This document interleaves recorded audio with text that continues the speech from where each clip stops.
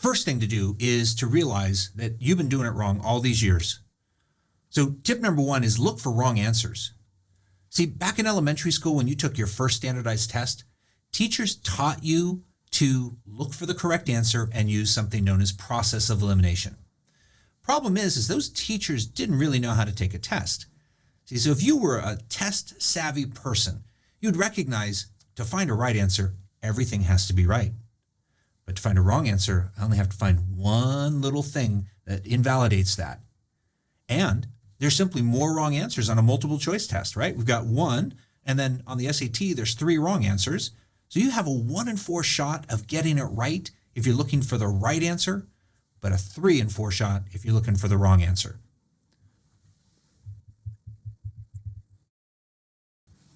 So on the SAT with 4 answer choices, let's assume that the first answer choice is correct, letter A. And then that obviously makes the next 3 incorrect. So we will look at letter A and we go, that feels pretty good. I like that one. Don't pick it. You've got to make certain that you go through the answer choices. We get to letter B and we go, you know what? I know that one's definitely wrong. That doesn't go with what I read in the passage, or the math is wrong. Great, I'm crossing that one off. Still don't grab A. Got to go through the next couple. We get to C, we go, I don't know. Something doesn't feel right. It doesn't feel as good as A. I'm not going to cross it off. The rule is when in doubt, don't cross it out. So I'm going to leave this one in here, but maybe I'm not solid on this. Answer choice D, yeah, we know, we saw that one. That's totally wrong. Well, on this path, I can't go wrong. If I simply did this process on every single question on the SAT, your score is going to go up, right? We get rewarded for a right answer. There's no penalty for a wrong answer. And you never want to leave anything blank because there's no penalty for blank either. So we always want to be guessing and we always want to be eliminating. But our goal is to look for wrong answers. All right, tip number 2 is to pace yourself. Just like I told you back for tip number 1, you're probably doing it wrong. Tip number 2, when it comes to pacing on the SAT, you're probably doing it wrong. See, so there's a lot of questions on this test, and you're not supposed to do them all. In fact, only students that are trying to get, say, 750 and above should really be trying to do every single question. There are approximately 1/3 of the questions are going to be of easy difficulty, 1/3 medium, and 1/3 hard. So if we were to only do just 1/2 of the questions, we got them right, you would get approximately a 500. If you did 2/3 of the questions, you would get approximately a 600. And you left all the others blank. Now remember what I told you, you don't really leave them blank. We're just not going to try and get to them. We're still going to bubble in your favorite answer choice. We're not going to leave them there. Maybe you get 1 out of 4 correct, as the odds would say. But in order to get an average score is somewhere around 560. So you only need to do half of the test plus a little bit in order to get a 500 on this exam. And that puts you at the 50th percentile. If you want to get a 600, you need to do roughly 2/3 of the problems, obviously getting them right. So what does that mean for that last third of those hard problems, right? The ones that you just are probably never going to get right unless you're that kid scoring 750. Well, it gives us more time per question. And if we have more time per question, then we're not going to make as many careless errors. So every single question on the SAT is worth the same point value. So if it's worth the same point value, I should spend my time on problems that I can get right than rather than rush through to get to hard problems that I don't have a clue. So in the math, it's pretty simple, right? The easy questions are at the beginning and the harder questions are towards the end, and you can see it progressively gets that way.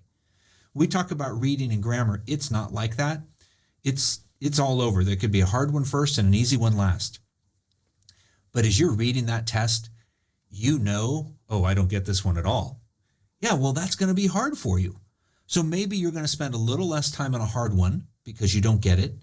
But then when there's one that's, hey, it's a little bit easier, you understand the passage better, you can spend more time because you know you just had to pace yourself in order to get a higher score.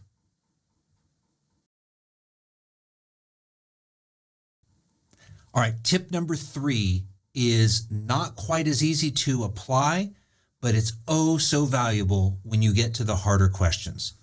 So the first thing to recognize is that the SAT puts in something known as a distractor. And a distractor is like this shiny object that lures you away from the correct answer. See, the SAT wants you to score 500 a section. They want you to be right in the middle. That's the national average right there, 520, 530. They want that. And so what they do is that on easier questions, the answer is always obvious because they want you to pick it, right? Pick me, pick me, pick me.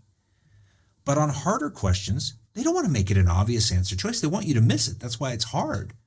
So what they're going to do is they're going to put a very obvious answer choice. Pick me, pick me, pick me. And that's that shiny object. And that's the one that you're going to get distracted by and lure you away from the correct answer. Pretty devious, right?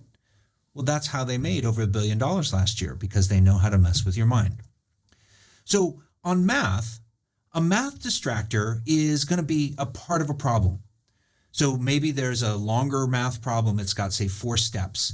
And you get through the first 3 and they're hard and it's taken too much time and you're starting to panic. And you look down and you go, oh, there it is.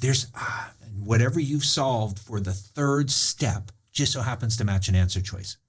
And there are a lot of kids that just kind of go, yep, that's my answer. And they move on and they didn't answer the question, right? The second one, really just a careless error, and it happens from kids racing because they're trying to get to all of the questions instead of just focusing on the ones they should, is they forget to flip a negative sign, or the inequality doesn't get moved around.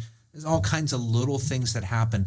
And those careless errors kill you because those are points you should have got right, but you missed because you were racing to get to problems you couldn't get right. And then back to that obvious answer choice. When you're at that end of the test and you're looking at some nasty looking math, and then all of a sudden you go, yep, it's 2, because there's 2 in there. You got to ask yourself, are you really that smart? Did you really know that that was going to be the problem? Well, if you're scoring 750, maybe you are that smart.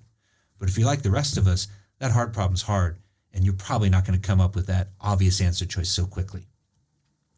When we talk about verbal answer choices, verbal distractors, well, it's a problem that sounds right. So one of the answer choices is just going to sound right, but it doesn't really answer the question. And that happens a lot. See those reading passages, there's a lot of ink on that page. And then there's 4 answer choices and there's a ton more ink. And so what happens is you start reading them and like, they all sound right.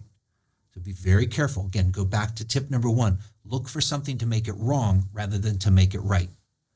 Step number 2 is you answered why, but the question was asking for what, or you answered what, but the question was asking for why. That's really common. You're looking for any answer choice that makes sense. You've been on this test for hours. You're struggling. You're tired. You're hungry. You just want to go home. And anything that makes sense, you're going to pick. Well, be careful. Answer the question asked. And then finally, the most devious one is words out of context. So you read this passage, you're answering questions, and then all of a sudden, oh yeah, I've seen that in the passage. And you go back and you go, yep, those are the words right there. You pick it and you move on.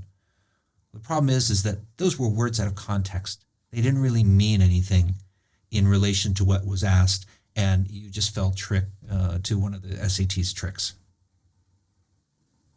All right, so those are my 3 best strategies. If you've got an SAT coming up, remember, always look for wrong answers. Totally life-changing technique. Second, pace yourself. Know what you can do. And the only way you get there is actually through some practice. And then the final tip is to look for distractors. I'm Mike Flynn with Engenius Learning Centers. Good luck on your test.